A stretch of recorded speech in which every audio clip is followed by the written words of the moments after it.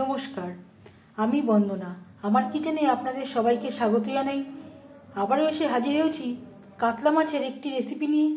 আজ আমি তৈরি করব কম উপকরণ দিয়ে কাতলা কালিয়া। কাতলা কালিয়া তৈরি করার জন্য আমি এখানে 4 পিস কাতলা মাছ নিয়েছি। সামান্য পরিমাণে মাথাও রয়েছে। মাছ আমি পরিষ্কার করে ধুয়ে নিয়েছি। সবার প্রথমে আমি মাছ ম্যারিনেট করব। এর জন্য লাগছে পরিমাণ মতো হলুদের গুঁড়ো, আর লাগছে স্বাদ মতো লবণ। কাতলা মাছ দিয়ে আমরা নানা রকম রেসিপি তৈরি করে থাকি, তবে আমি কিভাবে কাতলা কালিয়া রান্না করি সেটা খুব সহজভাবে আপনাদের সাথে শেয়ার করব।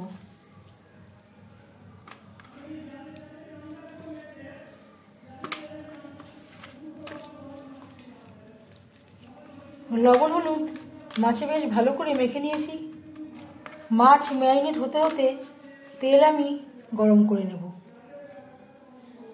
আমি রান্নাটা করবো রিফাইন্ড অয়েলে, আপনারা চাইলে সরষের তেলেও করতে পারেন। 4 চামচ রিফাইন্ড অয়েল গরম করে নিয়েছি। এবার দিয়ে দেবো লবণ হলুদ মেখে রাখা মাছ।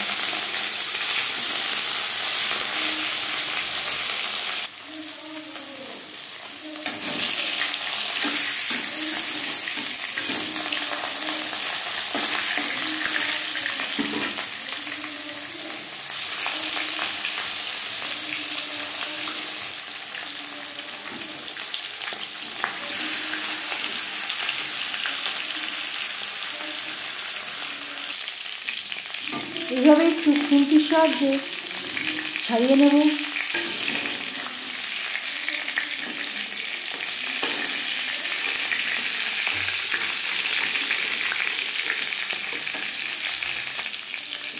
মাছ এক পিঠ ভাজা হয়ে গেছে, অপর পিঠ উল্টে দেব।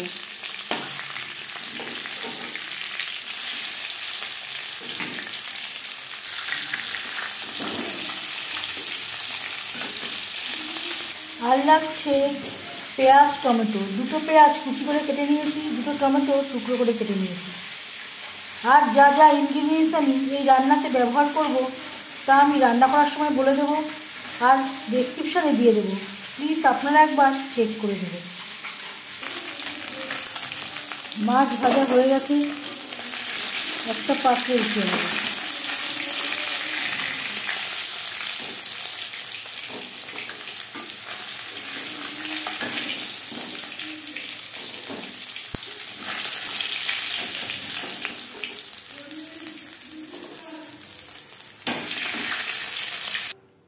মাছ ভেজে নেওয়া তেলে দিয়ে দেব পেঁয়াজ কুচি, টুকরো করে কেটে রাখা টমেটো।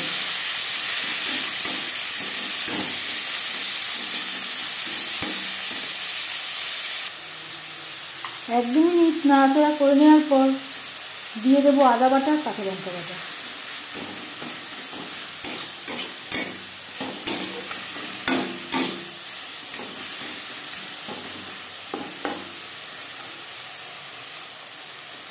আর লাগছে পরিমাণ মতো হলুদের গুঁড়ো, স্বাদ মতো লবণ।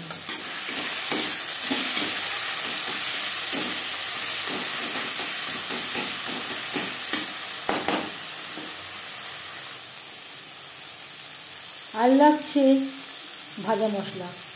এতে আমার রয়েছে জিরে, ধনে, তেজপাতা, শুকনো লঙ্কা ও সামান্য পরিমাণে গোলমরিচ।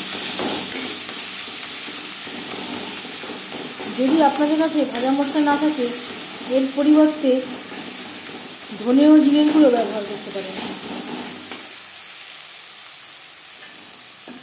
মশলা যাতে তলা লেগে না যায় দিয়ে দেবো সামান্য পরিমাণের জল। গ্যাসের ফ্লেমটাকে লোতে করে দেব। 3-4 মিনিটের জন্য ঢেকে দেব।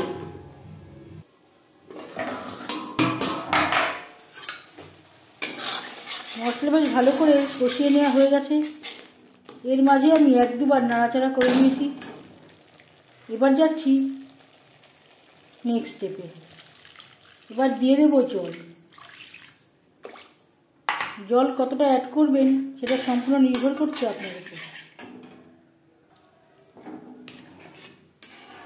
গ্রেভি ফুটে ওঠা পর্যন্ত অপেক্ষা করব। গ্রেভি বেশ ভালো করে ফুটতে শুরু করে দিয়েছে। এই পর্যায়ে দিয়ে দেব ভেজে রাখা মাছ।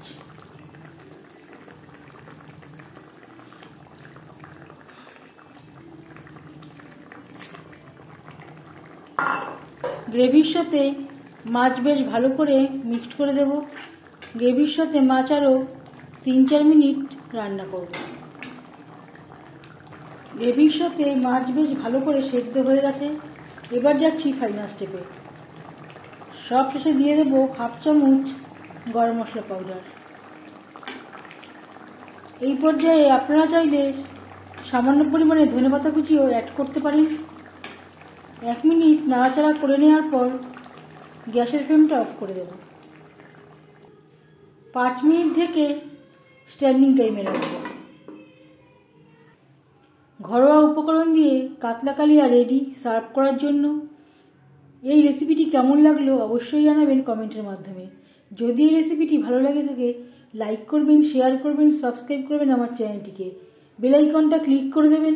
যখন আমি নতুন ভিডিও আপলোড করব তার নোটিফিকেশান সবার আগে আপনার কাছে পৌঁছে যাবে। যারা যারা আমার চ্যানেলটিকে সাবস্ক্রাইব করেছেন তাদেরকে অসংখ্য ধন্যবাদ। আপনারা সবাই ভালো থাকবেন। এই ভিডিওটি দেখার জন্য ধন্যবাদ।